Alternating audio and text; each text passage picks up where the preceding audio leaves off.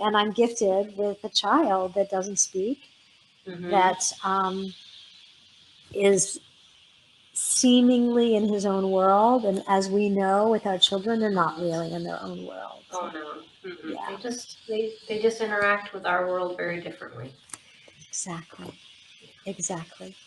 And that's what I chose to do, is to enter his world and learn how he perceived the world.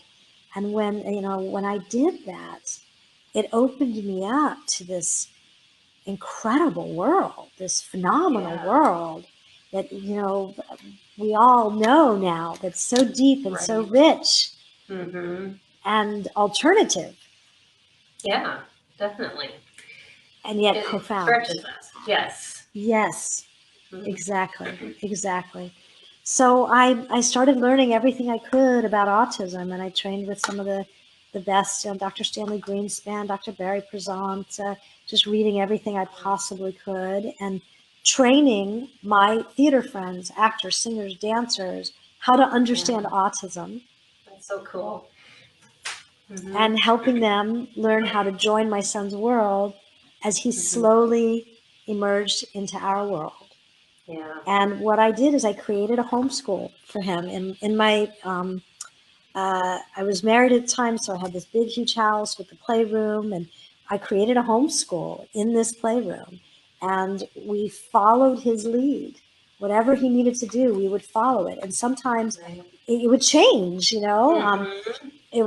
sometimes he needed to blow bubbles for hours and days, and so we'd blow bubbles with him, and gradually emerging into being able to develop curriculum based on who he was. He liked to throw things, so we taught him his ABCs by writing big letter A's on a piece of large poster board, and then having him throw bean bags at the letter A, and then tracing it with his body and making it with his body, and just exploring and creating our own homeschool for him to be able to be himself in.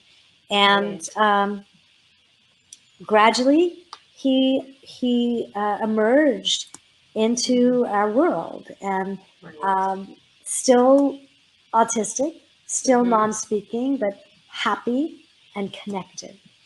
Right, and the guy that I interviewed last week, that seemed to be the thing that I think we struggle with so much with our kids on the autism spectrum, and especially those that are nonverbal and have a hard time, bridging that communication gap. If we as parents can do whatever we can to bridge from our side, that it does bring them in, it draws them in, and it allows them to relate to us and understand that we care.